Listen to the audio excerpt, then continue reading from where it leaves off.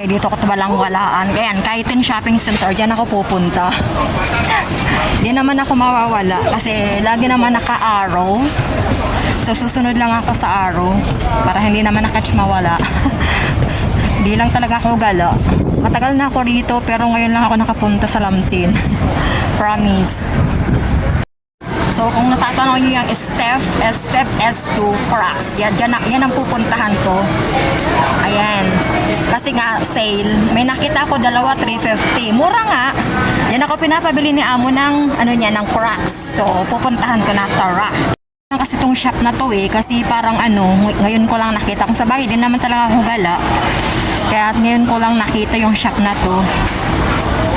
Hindi kasi masyado akong interesado sa Crocs. Mas interesado talaga ako sa shoes. Kaya hindi talaga ako bumibili ng mga Crocs na ganyan.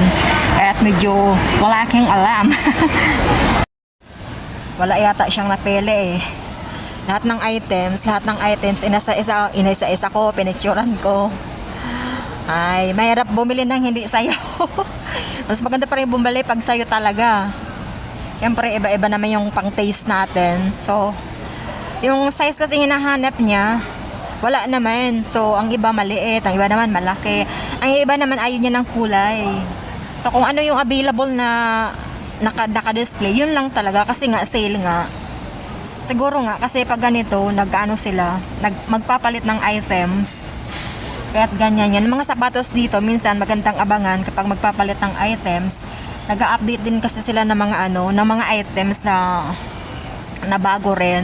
Pag bago, syempre mahal. Pag talagang magpapalit na sila ng items, yung mga lumang items, ayan, sinisale nila para naman maubos na.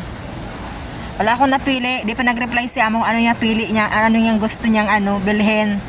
Ay nako, mahirap talagang pag hindi sa'yo. Buti kung sa akin, madali lang ako makapili. Ay, Ginoo.